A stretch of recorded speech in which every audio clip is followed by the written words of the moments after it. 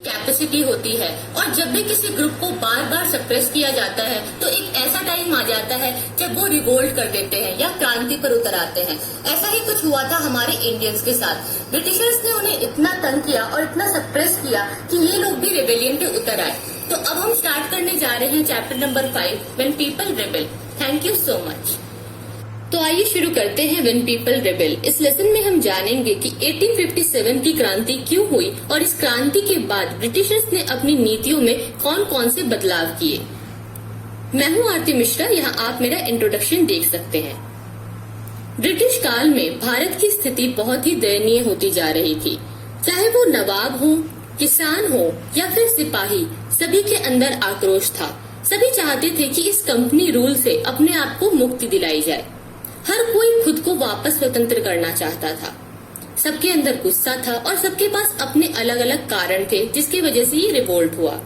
सबसे पहले हम जानेंगे कि नवाबों के पास ऐसे कौन से कारण थे जिसकी वजह से वो इतना गुस्सा थे और जिसकी वजह से इन्होंने इस रिवोल्ट में अपनी हिस्सेदारी दी। जो कंपनी थी उसने ये पूरी कोशिश की कि किसी भी तरह से मुगल डायनेस्टी को कम्प्लीटली खत्म कर दिया जाए। मुगल डायनेस्टी को एंड करने के लिए कंपनी द्वारा जो सिक्के चलाए जाते थे उसमें से मुगल राजाओं के नामों को हटा दिया गया। इतना ही नहीं, 1849 में गवर्नर जनरल डलहौजी ने ये अनाउंसमेंट की कि बहादुर शाह जफर के बाद, उनकी मृत्यु के बाद उनकी फैमिली में या उनके वंशज में आगे जो भी राजा आएंगे उन्हें लाल किले में रहने का अधिकार नहीं होगा। वो रेड फोर्ट से शिफ्ट कर दिए जाएंगे और उन्हें दिल्ली में ही कोई और जगह दे दी जाएगी रहने के लिए। यहाँ तक कि 1856 में कैनिंग ने ये कहा कि बहादुर शाह जफर को आखिरी मुगल शासक माना जाएगा। इसके बाद जो बाद में उनके वंशज से जो भी लोग आएंगे उन्हें राजा नहीं कहेंगे बल्कि उन्हें प्रिंस पुकारा जाएगा। अब वो प्रिंसेस होंगे। इस तरह के चेंजेस का सिर्फ यही मतलब था कि किसी भी तरह से जो मुगलों का दबदबा है और जो उनकी ठाठ है उसे कम किया जाए और भारतीयों के मन से इस बात को निकाल दिया जाए कि मुगल जो है वो उनके राजा हैं और ब्रिटिशर्स बाहर से आए हुए हैं। वो चाहते थे कि लोग कंपनी को एक्सेप्ट कर लें और ब्रिटिशर्स को ही अपना सब कुछ माने। तो नवाबों को इस बात से बहुत प्रॉब्लम थी, वो बहुत गुस्सा थे क्योंकि जो उनकी ठाठ थी, जो उनकी राजशाही थी, वो सब कुछ अब जा रही थी जो कि वो लोग नहीं चाहते थे। अब हम जानेंगे कि किसानों और सिपाहियों के पास ऐसे क्या कारण थे जिसकी वजह से उन्होंने इस रिवोल्ट में अपनी हिस्सेदारी दी। गांव में रहने वाले जो किसान थे और जो जमींदार थे उनके ऊपर बहुत ज्यादा टैक्स लगाया जा रहा था। हम जानते हैं कि उनके ऊपर कर का इतना बोझ था कि वो कई बार इस कर को चुकाने में असमर्थ थे। ये जो रेवेन्यू कलेक्शन हुआ करता था इसका मेथड बहुत ही ज्यादा रिजिड था। इतना ज्यादा सख्ती से ये लोग लेते थे पैसा कि कई बार ये लोग इसी वजह से पैसा वापस नहीं कर पाते थे और मनी लेंडर के चक्रव्यूह में फंस जाते थे।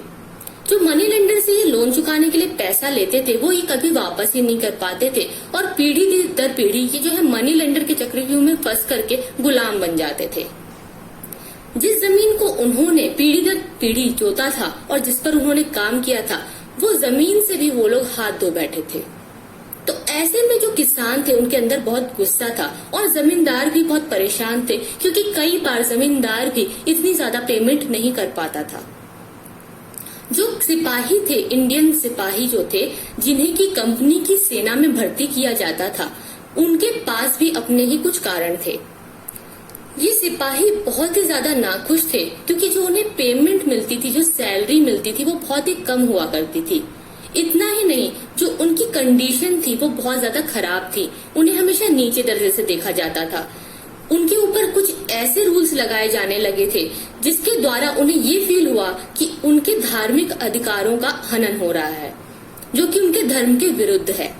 तो कभी भी धर्म जो है इन लोगों के लिए बहुत जरूरी चीज थी और आज भी भारत में हम देखते हैं कि धर्म बहुत ज्यादा इम्पोर्टेंट है।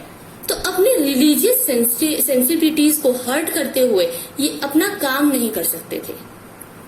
इस वजह से जो इनकी आस्था है वो बहुत ज्यादा हर्ट हो रही थी। तो हम जानेंगे कि ऐसे कौन से कानून थे जिसकी वजह से इन लोगों ने रिवोल्ट किया। वो एक ऐसा वक्त था जब पूरे देश को ये लगता था कि खासकर हिंदू धर्म के अनुसार अगर समुद्र को पार किया जाए तो उनका ये कहना था कि अगर कोई भी समुद्र को पार करता है तो वो अपने रिलीजन और अपनी जाति से हाथ धो बैठता है।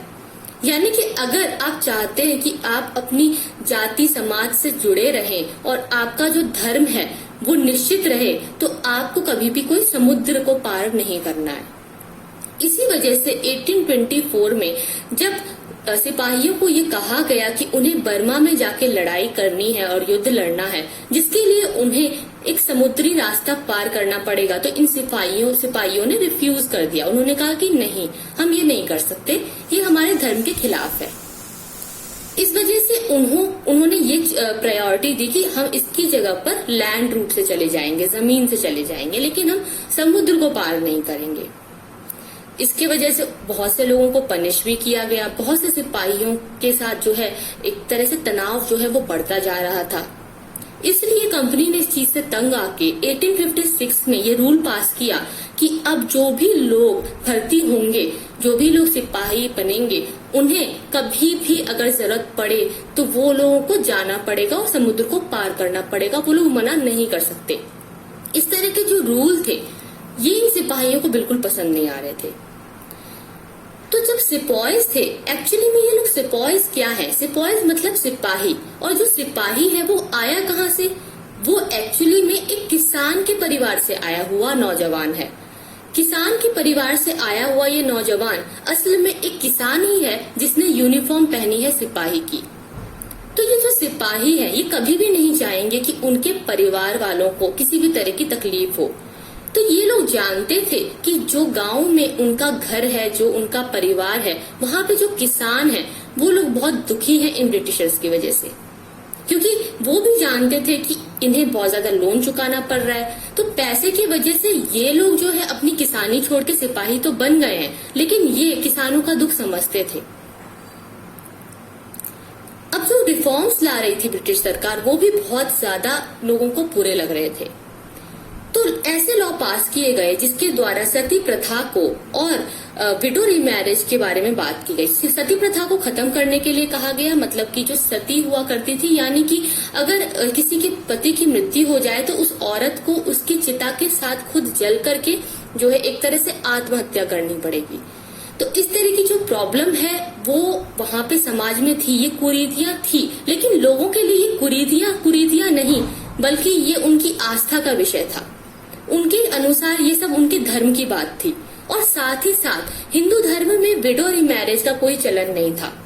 जो विधवाएं हुआ करती थी तो ऐसे लॉ पास किए गए कि जिसके द्वारा अब जो विधवा है वो भी अगर चाहे तो वो पुनः विवाह करके अपना जीवन जी सकती थी।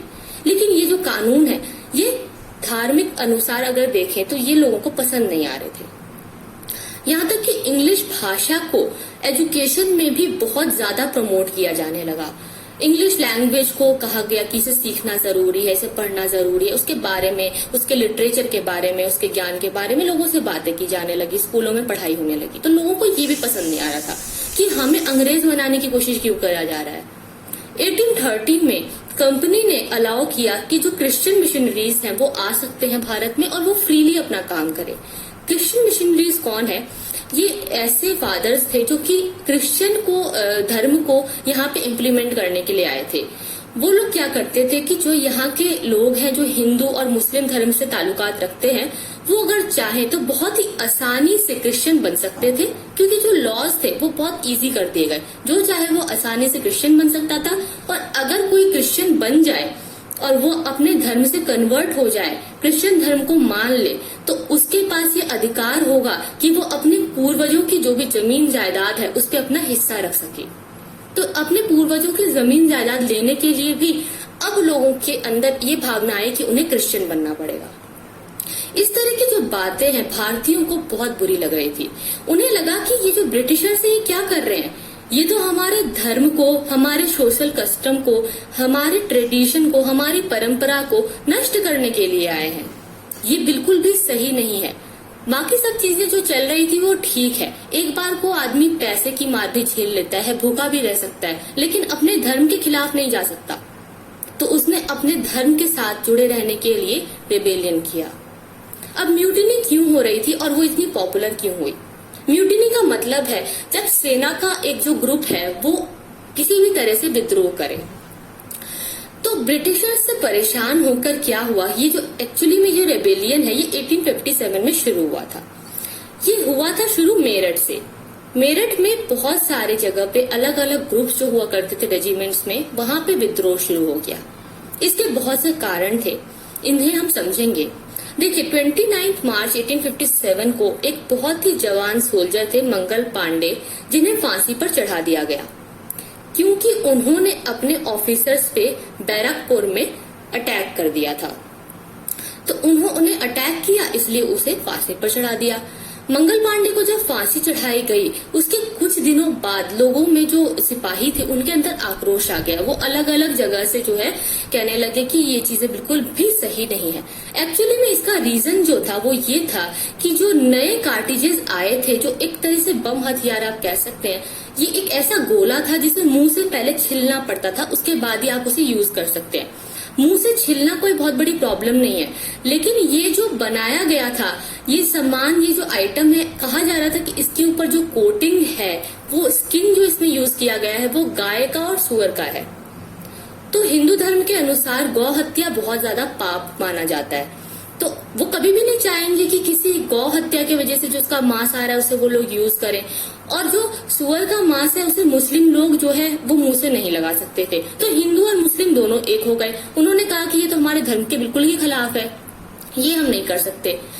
इसलिए जो है 85 सुपॉयज ने जो है इसके खिलाफ जब आवाज उठाई तो उन्हें डिसमिस कर दिया उनके सर्विस से, उन्हें हटा दिया गया और यहाँ तक कि उन्हें 10 साल की जेल दे दी।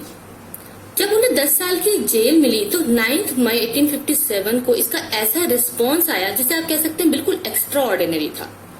10 मई को सोल्जर्स ने मार्च किया और उन सभी लोगों को, 85 लोगों को जेल से छुड़ा लिया और इसके अलावा जो उनके ऑफिसर्स थे उन्हें मार डाला, उनके गन्स छीन लिए, उनके बंदूकें ले ली, उनके हथियार लेकर के उनकी पूरी बिल्डिंग्स को आग लगा दी और कहा कि जो ब्रिटिशर्स हैं ये फिरंगी हैं, इनसे हमें लड़ना होगा, इन्हें बाहर निकालना होगा। इस तरह से जो फिर वो लोग आगे जब बढ़े, उनका ये पूरा फोर्स लेके जब ये आगे बढ़ रहे थे तो इन्हें लगा अब हम कहाँ जाएं, किसे राजा बनाएं। तो उन्हें याद आई बहादुर शाह जफर की।